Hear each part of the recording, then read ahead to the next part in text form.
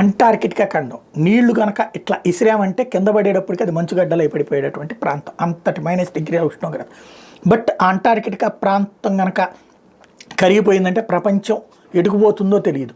అక్కడ ఉన్నటువంటి ఫలకాలు అప్పుడప్పుడు ఊడిపోతుండటం, అదెళ్ళి ఇంకా దేన్నో ఢీకొంటుంటే దానికి అనుగుణంగా భూమి అడుగున భూకంపాలు ఇట్లాంటివి వస్తుంటాం చూస్తున్నాం. అయితే దాని కింద ఖనిజాలు కుప్పలు తెప్పలు ఉన్నాయి అంటార్కిటికా కానీ. ఇది అంటార్కిటికా మీద ఆధిపత్యం రష్యాకు ఉంది, అనేక పరిశోధనలు చేస్తూ ఉంటుంది.